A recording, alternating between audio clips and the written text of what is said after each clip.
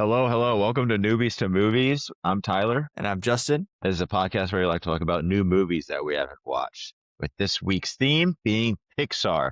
And we brought on this week a Pixar expert in herself, a two-time guest already, but third time the charm, Madison. Welcome back. Hello. Welcome back to the podcast. She's like the third wheel behind this podcast, doing stuff behind the scenes, creating all the graphics that you see on Instagram and all that.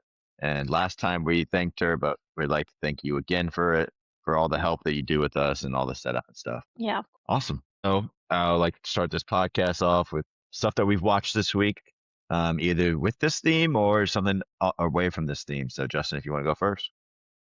I haven't been watching much else besides the Pixar movies this week. Talked about last week how I got started with Euphoria. That's been going good. I need to get to finishing Daredevil Born Again. It's getting pretty live right now. I have a feeling if it follows what the comics are based on for this comic book run, I think it's going to get really interesting here these last 2 episodes. But yeah, trying to finish that up. Awesome. Yeah. What about you, Madison? I've just been watching a lot of Pixar movies. I watched Toy Story 2, Incredibles, Soul, Coco, Elio, Luca, just a bunch of Pixar movies. A lot of the newer ones, it seems like, that you were focusing on. Yeah. And not this week, but I saw Hoppers last month. Okay.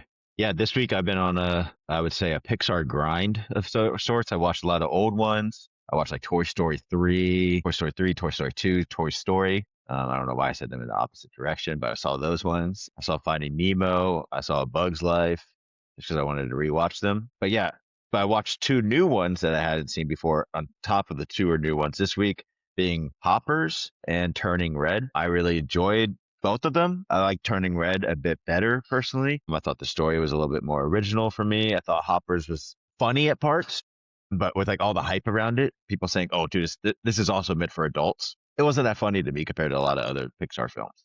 I don't know. For me, it kind of missed on that hype for it, I guess. I was looking forward to like the meme of the lizard going, "Lizard, lizard, lizard," and it wasn't until like the end of the movie. So I was really hoping that was like just throughout the film, because I think that's so funny. Just the lizard thing. Turning Red, I actually really like though, like the Asian culture piece of it all, and then the red panda. Actually, like thought right away, I was like, I'm gonna probably hate this film, but I actually really liked it. Awesome. So yeah, this week's theme is Pixar, one of the biggest animation studios. Is now owned by Disney, but first started off as its own company, and then being, as Madison told me right before this, being bought by Steve Jobs in 1986. And then from there, we kind of became an animation studio, created some movies like Toy Story first, and then started collabing during Toy Story 2 with Disney, and then Disney straight up bought it out in 2006. And since then, it's been doing like 2 movies a year, it seems like, since then, and is now up to 30 films just within like the Toy Story or the Pixar like family itself. So yeah, what do you guys think of Pixar as your first like thought? Yeah, I mean, obviously we were just lucky enough to be born at the right time to, grow up with these movies. I don't know about you guys. Mine growing up was always Toy Story. Had a Buzz Lightyear themed room, all the toys.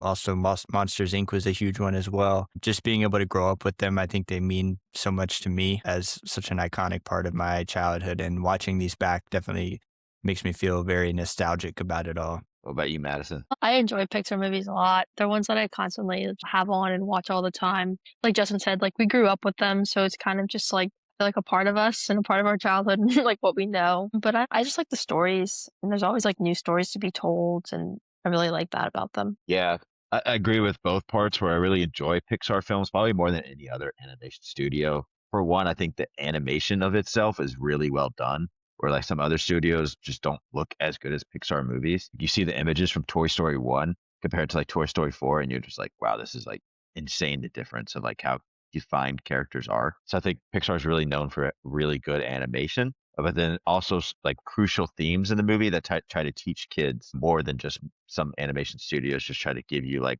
slop of a plot and just have a fun time and like nothing to pull out of it. I think Pixar is really good at like putting themes within each of their movies to pull out from it.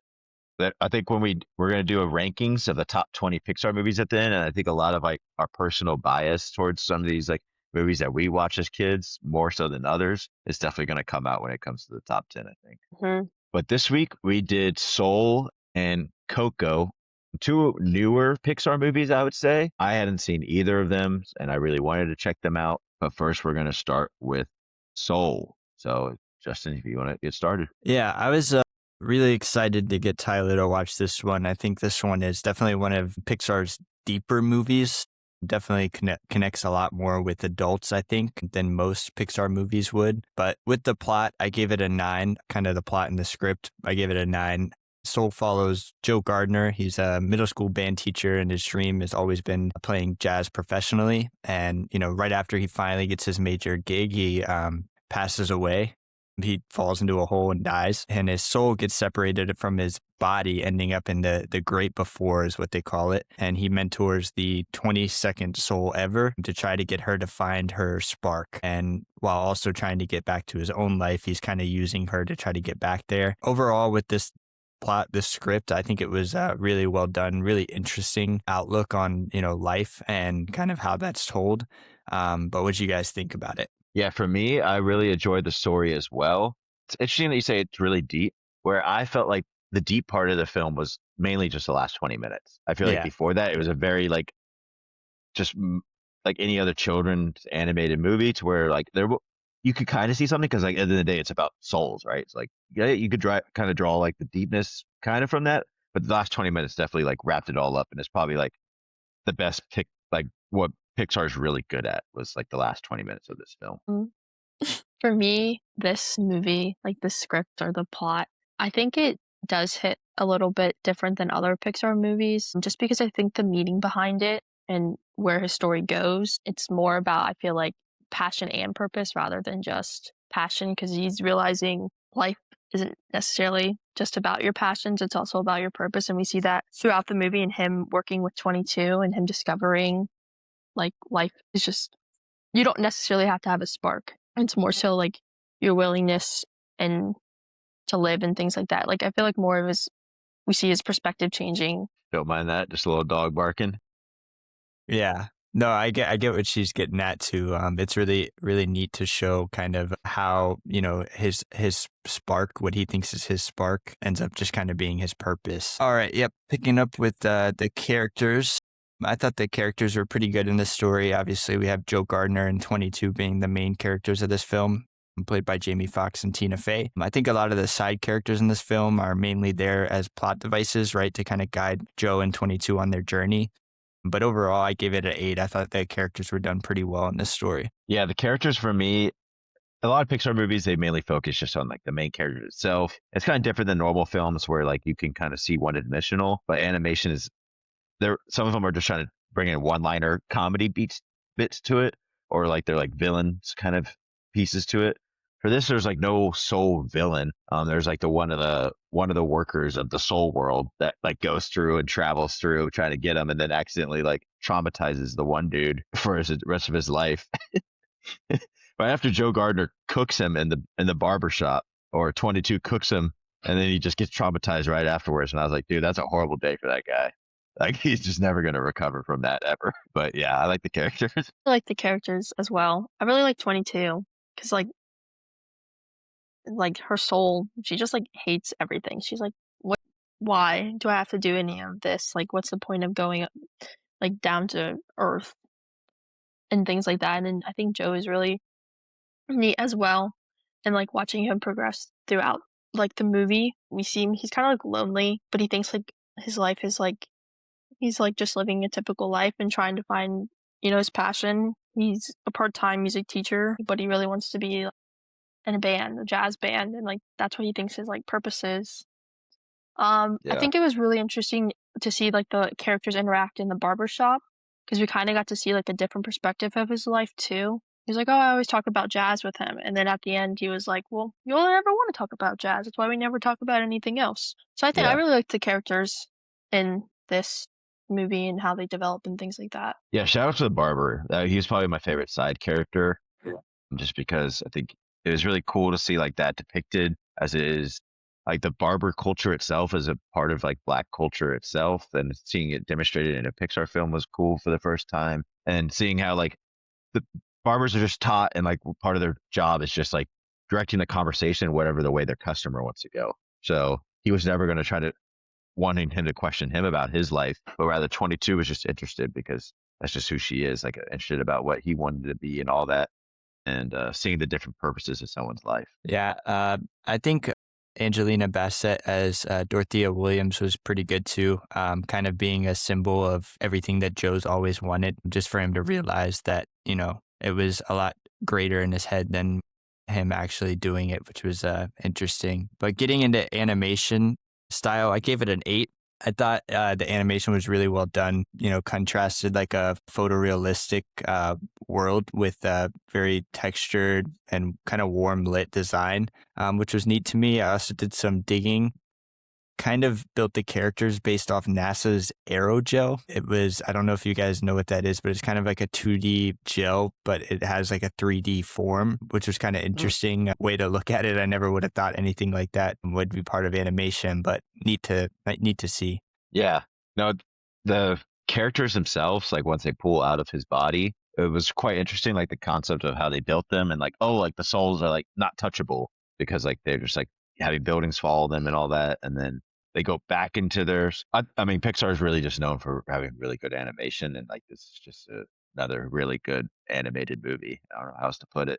I think this animation style is definitely, I think you can see that it's like a newer Pixar like animation style rather than like some of their older work, because this one came out in 2020. I think you could definitely through then you can kind of see like a shift to their newer animation styles. Like it's more clean cut, brighter, things like that, which I really liked. I think this movie does a good job of like using color and outlining things like that. Yeah.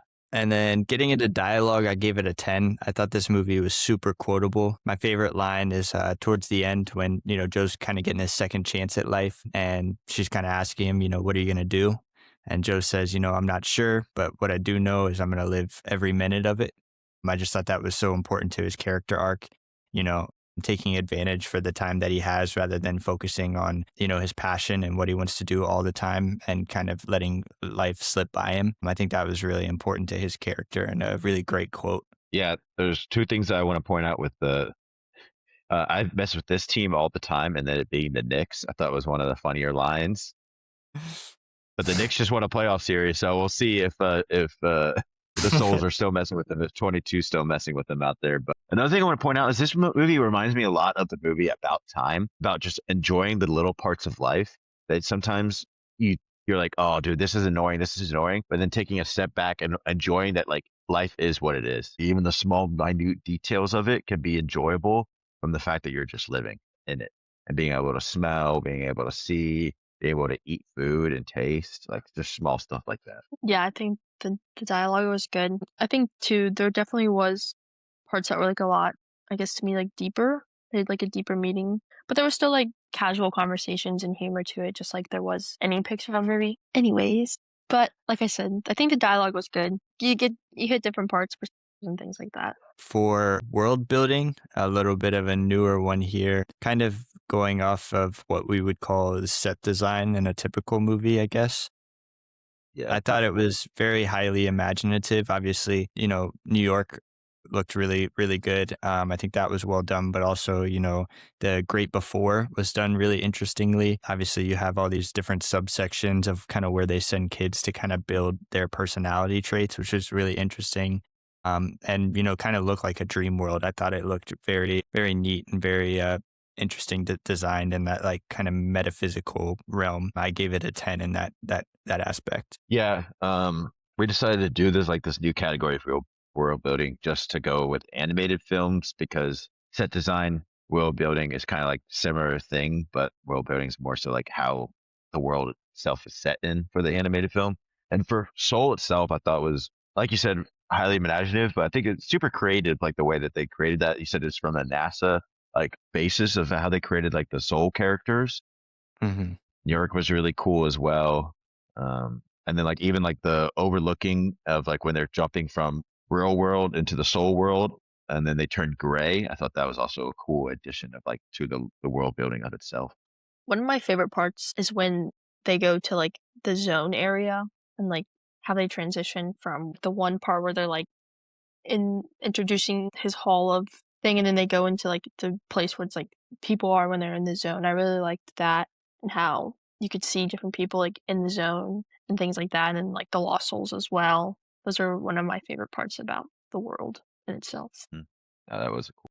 Getting into acting, I gave it a 9, or voice acting, I guess you could say. Specifically, I think Jamie Foxx and Tina Fey did a really good job at having expressive vocal performances. You could really feel emotion in their characters, and that's such a huge thing, especially when, they're filming these lines, not really sure what's going to be getting animated and displayed to general audiences. So seeing their vocal performances being so ecstatic and loud, I guess you could say, with emotion is really important. And obviously we know they're pretty great actors, so no question here that they couldn't take on this task. Yeah. As everyone knows on this podcast, I'm a big fan of Jamie Foxx. So yeah, he was really good in this role as well. Yeah. And then getting into directing, I gave it a 9. Done by Pete Docter and co-directed by Kemp Powers. I've never heard of these two before, but maybe they've worked at Pixar before. I'm not sure if anybody knows. Obviously, very existential themes around this movie, which we'll get into in a little bit. But kind of want to talk about the cinematography too. I think it was really well done, very hyper realistic, very also ethereal feeling throughout this movie. Even being back on Earth, I thought the ethereal feeling still kind of hung around, especially, being in different bodies and everything like that. But I thought the lighting and color palettes were really well done in this film as well. Yeah, Pete Docter is like one of the OGs of Pixar, it seems like. He directed Monsters, Inc., came up with that story, came out with the story of Toy Story and Toy Story 2. He came out, wrote the story for WALL-E, directed the movie for Up, directed Inside Out, and wrote the story, and then did Soul as well. And now, since it seems 2012, he's the executive producer on almost all Pixar films. So he's a big part of Pixar's team itself. So pretty crucial part. And it's cool to see him, like, even though he's in an executive role, it seems like he still puts himself as a director, even in like a 2020 film. I think the directing overall was done well. I think there's kind of a good balance of, again, like seriousness and humor. We kind of see different aspects of that throughout the movie. And then, like Justin mentioned, like the color palettes, I think were done really well. Like when they were in like the Great Before, we see like these darker color palettes, or the zone is like these darker color palettes, but then like he's back on Earth and it's like brighter, and there's like a lot more colors where it's like there's more like blues and purples up there and things like that. For soundtrack, I gave it a 9. I'm a huge fan of jazz, so probably no question here that I would really like this soundtrack. I thought it was really cool how the different compositions between, being on Earth, we were kind of surrounded by the jazz and Joe Gardner's life. And then, being in the Great Before, you're kind of hit with like these heavy synths and electric score, which I thought was really cool. And this did win the Grammy for Best Original Score this year. So pretty neat to see that as well. Yep. Bringing back the conversation of Trent Reznor as maybe up there as one of the best score producers, because he came out with this, and then he also did Social Network, The Challengers, one of the biggest snubs of original score of all time. And he was able to work with John Batiste to also do this. So it's just, I like how you said before that maybe he's out there with Ludwig, but I would disagree. I think he's up there with Ludwig. I just don't think he gets as much recognition as Ludwig does. I don't really have much to add. I really liked the sounds and sound effects. I thought the jazz music was a nice touch. Well, not a nice touch, but I thought it was really interesting. Getting into theme, I gave it a 10. Obviously, really deep themes here compared to, what I would say as deep themes in other Pixar movies. Really what I took away from this, the meaning of life, the pursuit of, your passion, and just understanding that you have one life and you should take advantage of what you want to do with it.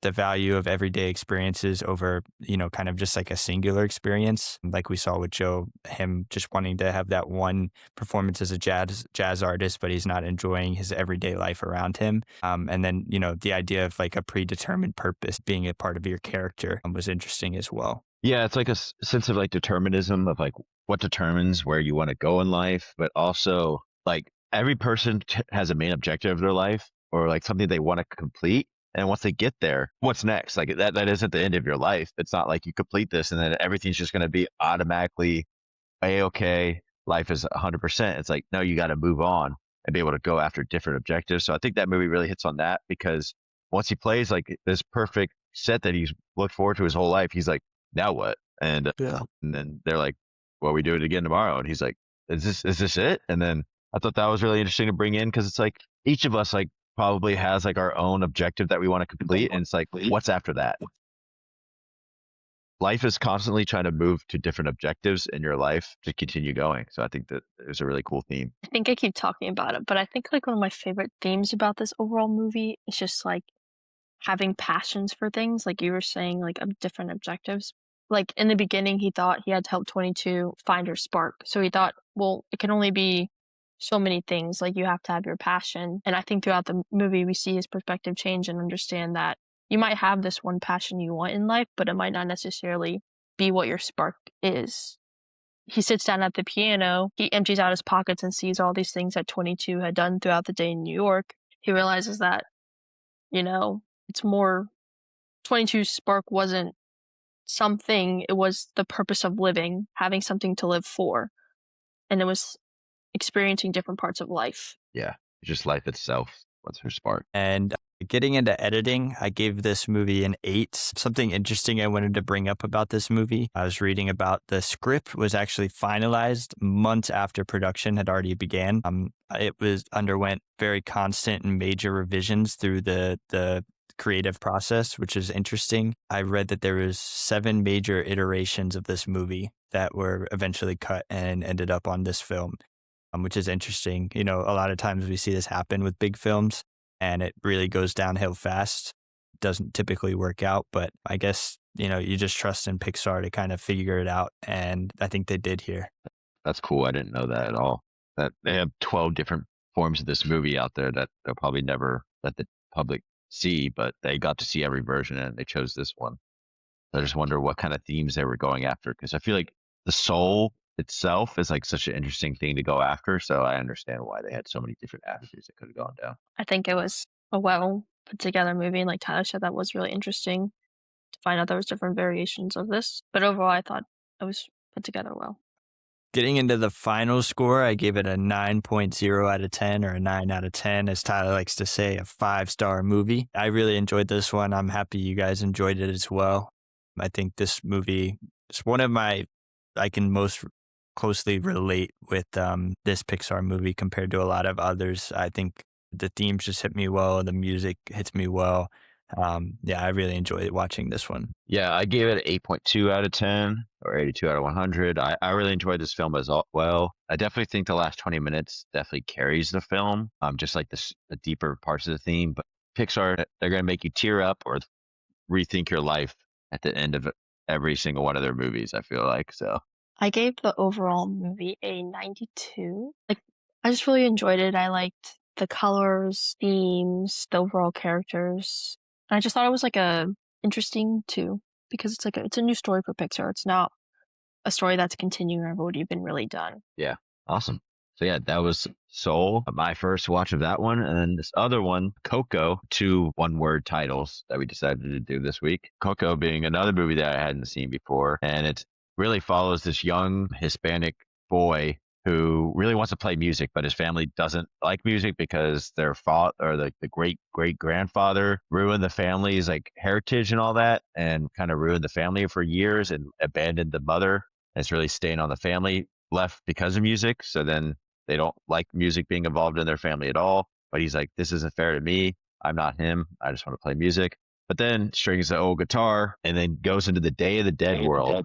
Kind of just a switch up, finds his old family who recognizes him, but he doesn't recognize them, obviously. And also, they're all dead people except for him. He's like the only living boy in that world. But they have to make a promise to him in order for him to go back to the real world. But they promise for him not to play music. Then goes to who he thinks is his great-great-grandfather. But there's a plot twist in the film where it's not actually his great-great-grandfather. And he actually murdered his great-great-grandfather. And then him and his great-great-grandfather actually really like each other. They already were friends before that, leading to a story. And then turns out that he's actually a really good guy, and then makes a promise to him, and then he's allowed to play music because it ends really nicely with them remembering him. Because in order to stay in that world, you need family to have a picture of you on the wall and for them to remember you as well. So yeah, hopefully that summed up the whole plot, hour and 45-minute movie. But Yeah. Overall, I gave the plot an 8 out of 10. I really enjoyed this movie. The different set pieces of it all as well. But like the plot was really cool. The Day of the Dead, like this movie doesn't exist without like the Day of the Dead celebration and like Hispanic culture themes of it, which I think Pixar hasn't done a lot of like culture pieces, like setting a world throughout like a culture. And I think this Coco is like probably the best example of it doing that. Yeah, it definitely is. And I definitely appreciate a lot of the twists and turns that go on in this plot. Definitely keeps the viewer intrigued throughout the whole movie. Yeah, I really enjoyed this plot. I love Coco. It's actually like one of my top Pixar movies. I would say for like the plot, it's definitely a good story. I like Justin said, like the twists and turns. And I like it too because it hits a lot on like family and traditions, and kind of also too like discovering like, who you want to be and things like that. Yeah. And then betrayal and famous people. What are you willing to do to be famous? But it's like killed somebody. So like not a good dude. But it's built up to be a good dude until that twist. Characters, I gave it 8 out of 10. We talked about with Soul where like a lot of the side characters seemed like to be one-liners where all side characters are family members. And you can like feel the love of the family within each other. They're just trying to do what's best for each other. But like Hector is probably my favorite character because right away he's like really fun and whimsical, but then he gets super deep towards the back end of the film, and you like feel bad for this guy because he was like this super whimsical guy, but you just like, man, he just really got screwed up in his like real life. You just want a happy ending for him in like the afterlife. Yeah, I think all the side characters were done really well. Obviously, such a heavy focus on family, so having all the different family members kind of support him on his journey and his journey to find his, you know, his real great grandfather was so important to the plot, and I think it was done well, both the family members in the land of the dead, but also in the real world as well. I really like the characters. Miguel is one of my favorites. And like you kind of talked about Hector, we kind of saw him sing for the first time when he went to like the land of the forgotten and he sung that like last song for his friend before he completely vanished. Like they call it like their final or second death. And I thought that was like kind of a moment you kind of realize like maybe he's not really like this bad person. It's just kind of a bad situation. But then we see Miguel realizing that he really just wants his family in the end. Like he cares about their traditions and he cares about his mama Coco and all of things like that. So I think the characters are really well done in this movie. Yeah. Animation style, I gave it a 10. I thought the animation style in this movie was so cool. The Day of the Dead, like world setting was so cool as well. I can get like, world building itself, but the animation of it all, super cool. The skeleton bodies that are able to detach from each other as they're running. It's really whimsical, like at like chase sequences as well. And then really neon colors as well, with a lot of like the animals like being soul, and then it turns out it's just like a little small cat, but he's like this crazy dragon cat thing, and the afterworld. Yeah, I think the contrast between the real world and the land of the dead is so interesting and so well done. Obviously, you know, you're going to have young viewers watching this movie, so to make sure that they understand the contrast, you really have to step it up and do a lot of different colors, a lot of different designs and everything like that. And I think they did a great job at doing that.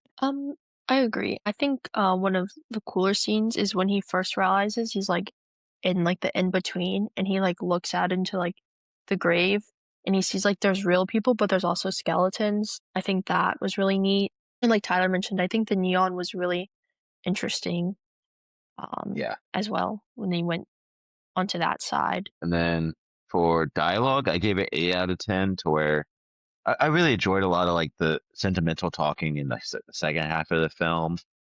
And then there's a lot of like different like Hispanic culture messaging throughout the film as well that I thought was really crucial to the film and unique for Pixar in any animated film, really. Yeah, I think my favorite quote from this is probably nothing's more important than family. Such an important part of the film and the plot, but also Miguel kind of realizing that, you know, family is just as important as his passion. And if he wants to pursue his passion, having his family's support is just as important. I think the dialogue is another thing that was done great with this movie. I think back in including like the singing, because there's a lot of singing obviously within this movie. I think that was well done with like where the music was placed in, and like Justin mentioned, a lot of the discussion of family, and I think like some of the I guess, arguments or discussions between the family, I think were well done too. How he had his passions and he just wanted them to understand, but he didn't fully, he didn't really get their side. So I think that too, like there was conflict with that. And I think that was done well with the dialogue. And in the end, we see how they resolve together and become a happier family. Yeah. The voice acting in this, I gave it 8 out of 10. I thought it was really well done. Pixar, I think, does really well voice acting as well, like adaptations. And then Justin brought it up with Soul, how hard it is when you don't actually know what the finished product is, of like showing like expressions through just a voice itself. It always interests me to see how these people do it. Like, do they just read the script and they're like, feel this emotion and then say it? And you're just like, seems for me really hard, but I guess that's why they're professional actors. Yeah, I think the voice acting was done really well. No different than Soul, really. I think everybody was super expressive, which really builds that character even a step further when it comes to their depth and emotion. I think I'd have to just pretty much agree and say, like, you can really feel the emotions through the voice acting, and I think that helps a lot overall with the movie. Yeah. And then getting to sound effects, more soundtrack, just like Soul, like where Soul is centered around jazz, this is centered around like Hispanic like music, different types of it as well within itself. And I thought that was all really cool. Definitely a different type of soundtrack of music in any animation film, I think, ever. That you have to give it a pretty high score just based off of that. Yeah, pretty amazing soundtrack. Obviously, the Oscar-winning song "Remember Me" was a big hit, but yeah, just inspired by like traditional Hispanic folk music was so awesome, and the guitar was animated really well throughout the whole movie. Yeah, A lot of times people get lazy with that, but I think it was done pretty well in this movie. I did really like the soundtrack. This is probably one Pixar movie that I have the songs like on my like playlist and stuff, especially like Un Poco Loco, Remember Me. Those are songs like I just know. And I think what's too cool, especially with the music and the culture, is they didn't just really focus on like Miguel's, but they also brought in like other, like we saw the, like different bands perform on stage when they were just like setting up for like and then we just see that different parts of it.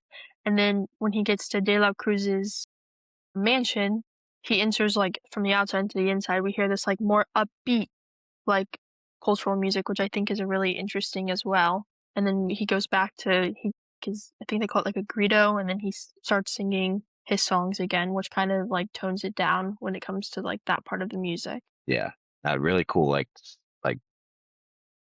sound design throughout the film with adding like just small inserts throughout. World building, or also known as set design, I gave it a 10.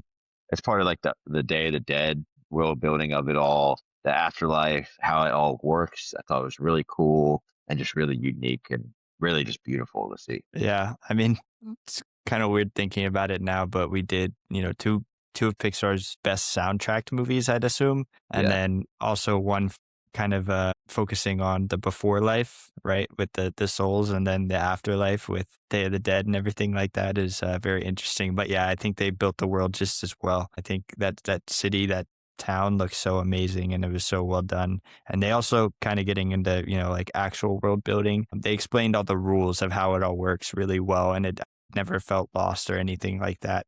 Yeah, And they explained the rules of how the world works, how you have to be remembered, everything like that. It was pretty easy to track. I imagine for kids as well. Yeah, I will say that. I think, Justin, that was actually a really cool concept you thought about, like the before and after. But I liked like the part about like crossing the bridge, and I think that part was really neat. And then too, like the glowing of like the flowers. I really liked how like that was kind of worked into things, and you like the afterlife. I really liked the colors and how bright everything was, and like the neon that was added onto the animals. And I thought it was actually really cool, like that the animals were able to like sense them. I thought that was like another really cool aspect of it. Like they could see these things, but humans couldn't. And another one, I really liked the scene where they were like in the cave, him and Hector, and like just the water and like the brightness. I think that was really done well. Overall, I think this is a great movie that was put together beautifully. Yeah, really cool world building. Directing, I gave it 9 out of 10. I really liked the way that he went direction with this movie, and like a twist like that. It happens in a lot of Pixar movies where like, oh no, they're actually the villain, or sometimes it's like kind of set up to be a main villain. I think this was really like well done, in the way where like the actual like hero of the story was there the whole time, kind of thing. He was like, neither of them knew that was a great grandfather. We didn't know, and then you figure out that like it was actually him doing all the music the whole time, and I thought was like a really unique twist for it. This director also did Toy Story 3, which is like one of my top movies of Pixar of all time. So like it's really unique that he did Toy Story 3 and Coco. I was like, oh wow, that's like kind of two way different range of like kind of animation kind of films. Yeah, I think the directing was really well done. Obviously, such an interesting story, but also, having to do the work to bring this culture into the big screen, right? And you want to make sure you display that correctly. And I think it was done really well here. Find it interesting, Tyler, that you said this director also did Toy Story 3, because that kind of makes sense because you think about like Lotso and then De La Cruz and like, I mean, obviously I think we learned about him in Toy Story 3 earlier, but I Yeah. think it does make sense when you think Yeah. about it like that. Yeah. Like two like true villains that like aren't like redeemable by any means, who both are given options to redeem themselves and then never do. Editing, I gave a 8 out of 10. I thought it's part of like animation style, world building, and then also like the plot or script of it all that I thought was really well done. Just editing it all together. Yeah, I think it looked like a really good movie. I think the transition scenes were really well done. Obviously, the animation style was really well done. Yeah, it was great. Well done. I think you guys kind of summed it up. I think it was edited great. The worlds blended well together. Transitions looked good. Not much more to add there. Yeah, and they said like during like the art director said that they had to figure out how to give skeletons personality without skin, muscles, noses, or even lips. So they had to play with a lot of shapes and a lot of paintings. And so I thought that was really unique as well as like probably a really hard challenge as an animator, where like all you have to play with is like shapes rather than like different parts of like a human body. For theme, I gave it a 9 out of 10. To where compared to Soul, where Soul gets like a super deep ending theme, while the end of this is more like family. Family's really awesome, but that's also like a redeeming story.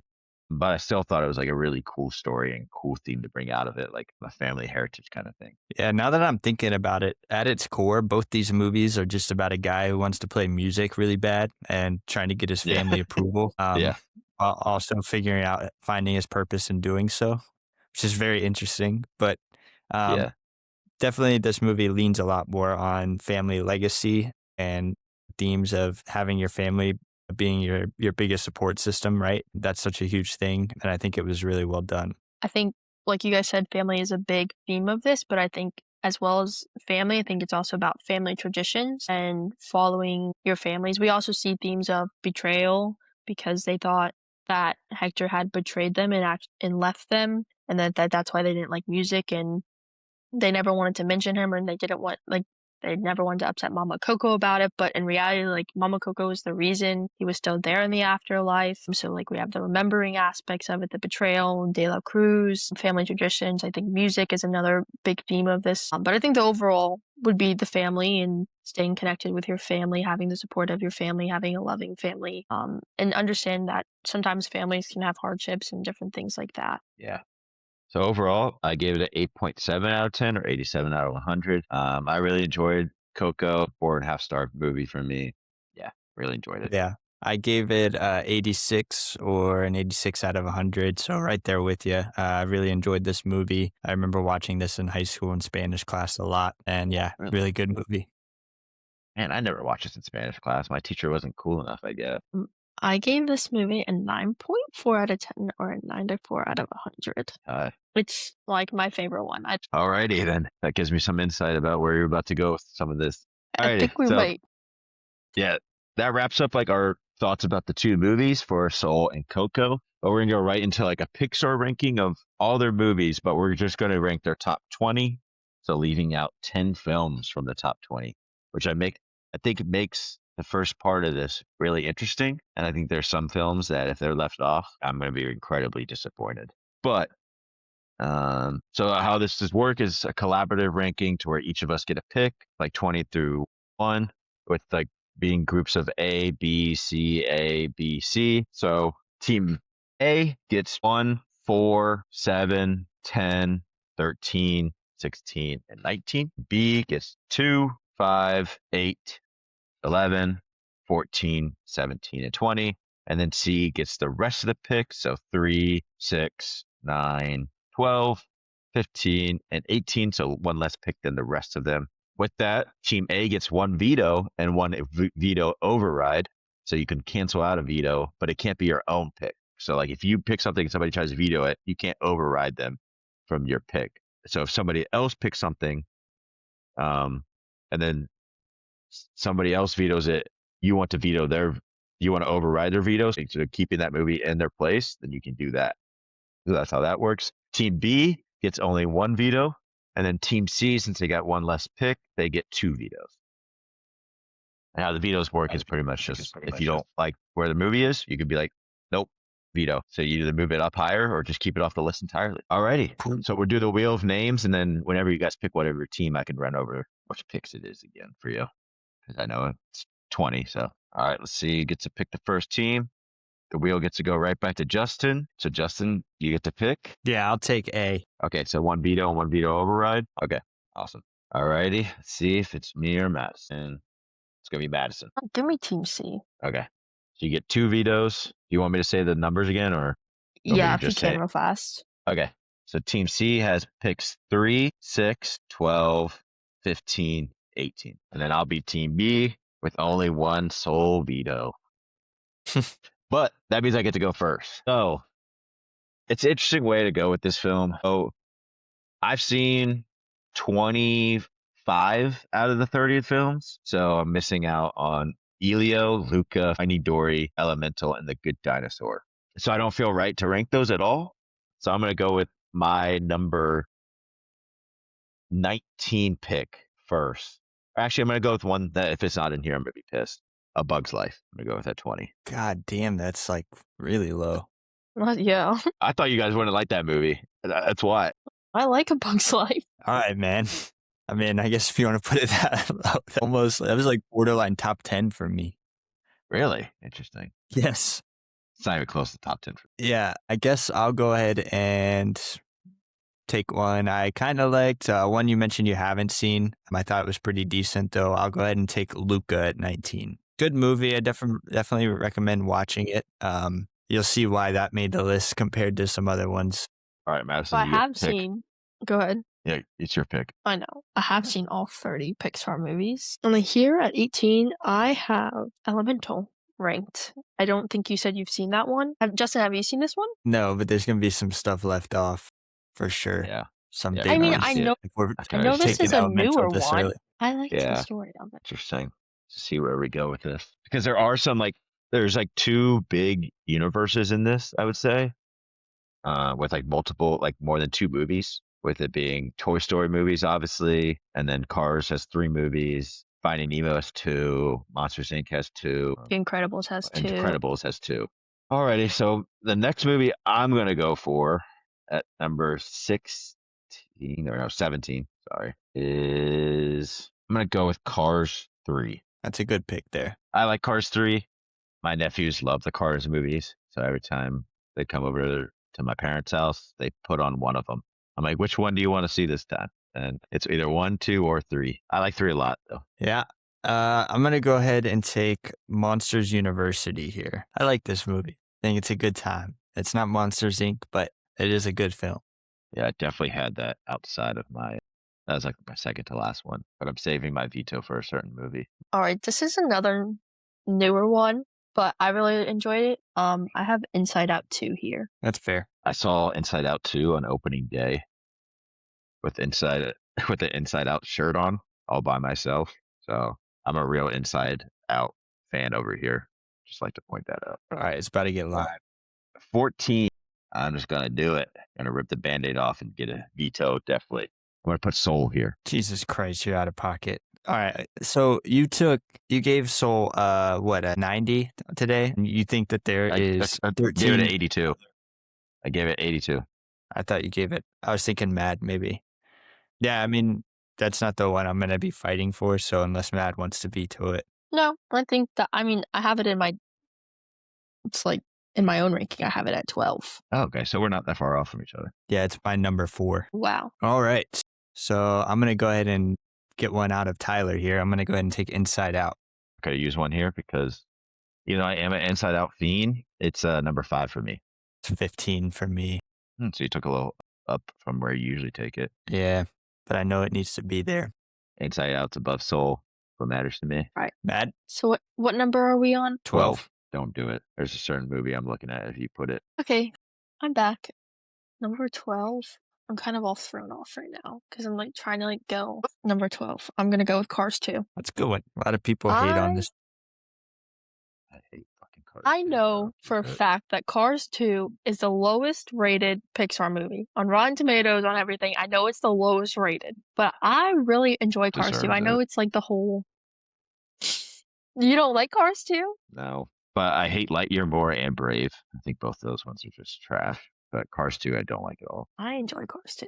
But I Love honestly it. thought you guys were trying to push it to top 5. So I was like, you motherfuckers, like if you put Cars 2 top 5, I could throw some shit around Cars the 2 room. is an amazing movie. You got Yeah. Mater out here Well, doing spy work. Yeah, too bad Cars is supposed to be around Lightning McQueen, not fucking Mater. I plan on bringing it up in our espionage films, actually. Top 5 espionage film. Well, Well, we could stay at technically 12. it's just Cars.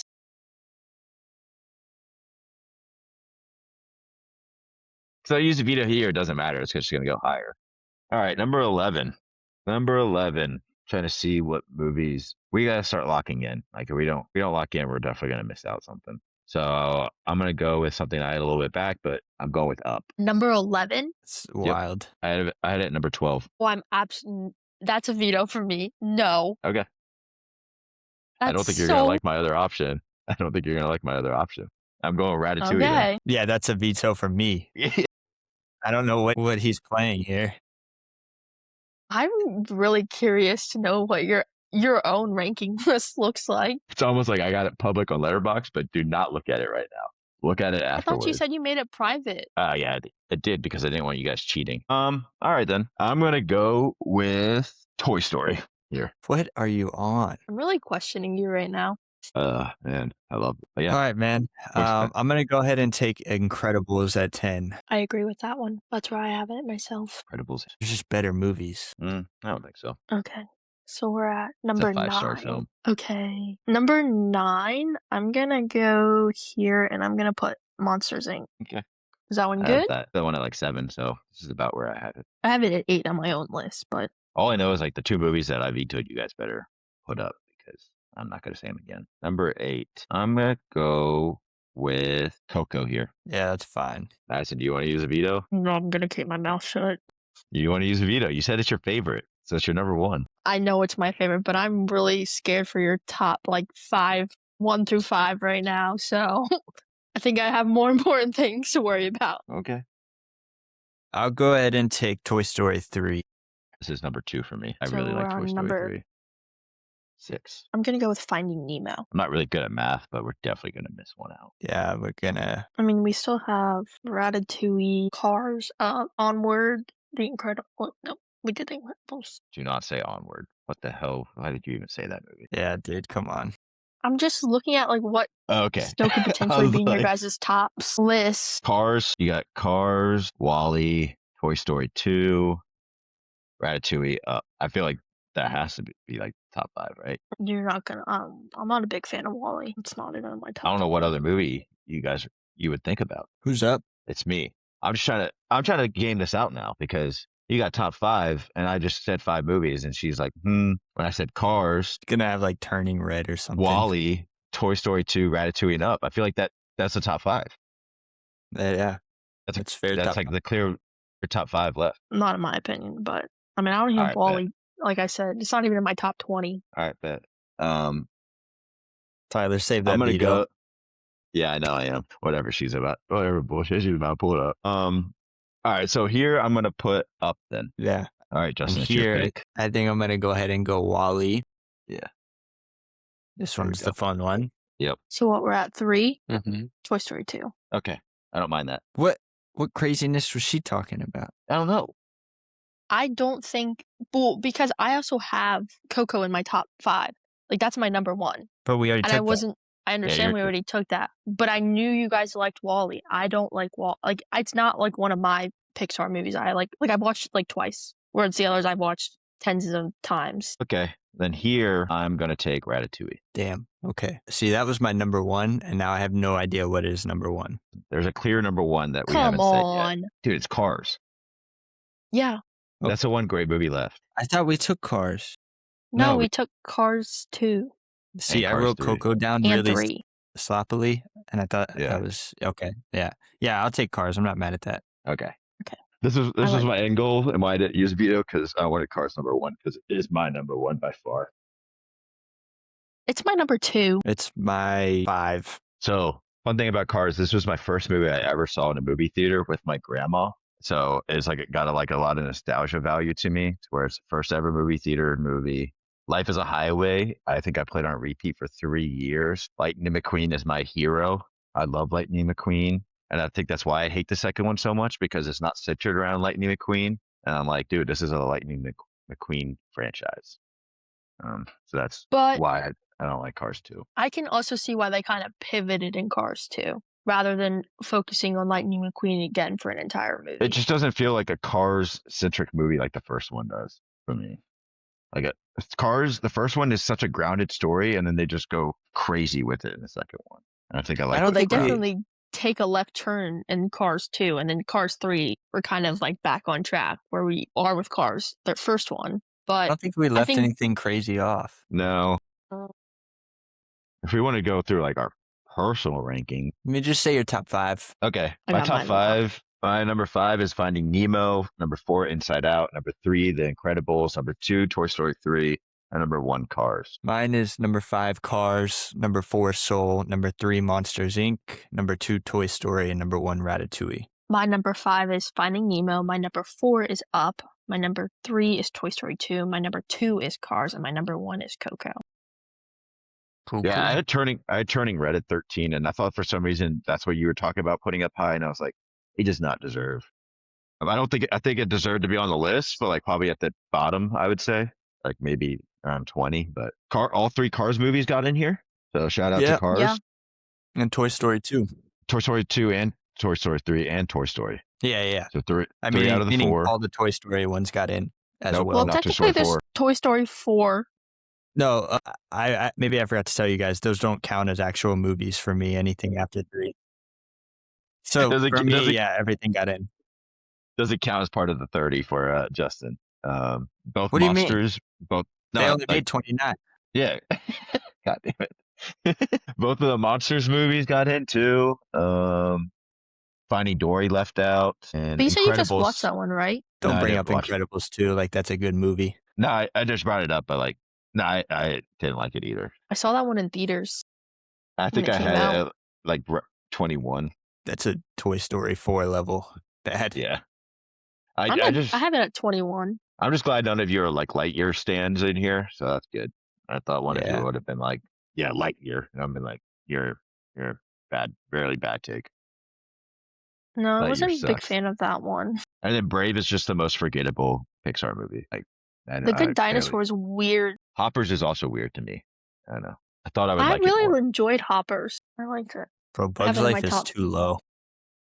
It is a little low. Yeah, I regret putting it there because I actually had it at like 13. But I thought for some reason I thought you guys hated it because I looked at your letterbox and it was like you guys gave it 3.5 stars and I was like, dude, they fucking hate it. I was like, they're not even gonna put it. So my bad. It's a good you guys movie. would- It's not. If you guys don't would even have like have it vetoed it rated. and then I would have brought it up later. Yeah, that's what made me think you hated it even more. I was like, oh, dude, she hasn't even rated it, which means she hates it. No, I think when I first got Letterboxd, I was just like trying to add everything I'd seen. So instead of like rating everything, like I was just clicking the watch thing. So like I could just like kind of like have it all there. But I just have never Yeah. gone back and ranked everything. He took a Bug's Life, and I thought for sure a Toy Story 4 was making the list somehow. I was like, oh, we're so screwed. No, No, Toy I Story don't- 4 is I don't actually like my that number one. 20. It's actually my number 20. God. Okay, cool. That is Awesome. high. Should I read through the top 20 or just look at the graphic on Instagram? And you can hate on us all you want, but I feel like it's a solid top 10, in my opinion. Solid top 10. Some people are obviously going to think I think Toy Story may get the most hit, being a number 11, if I had to take a guess. And maybe, yeah. Yeah. Awesome. Well, thanks for listening this week. talking about Pixar. This is my last episode for a while. I won't be on it for another 5 months, but we're gonna include like a section to it where I like try to give my ratings of the movies that each week, and then give maybe like a little ranking based off of whatever it is that Justin can try to include. But if you want to join the podcast and help out Justin, be greatly appreciated. So guests are open. Just email us, or not email. Just DM us through Instagram or TikTok, or hit us up. Yep, it's at Newbies To Movies Podcast. Feel free. I think Matt's going to post on the page here in the next couple of days, just kind of looking for guests. So if you're interested in any category as well, feel free to reach out. Let me know. We have it scheduled out for a while, but if you're really passionate about something, please let me know. We can definitely try to work it in and go from there. Awesome. Thanks for listening.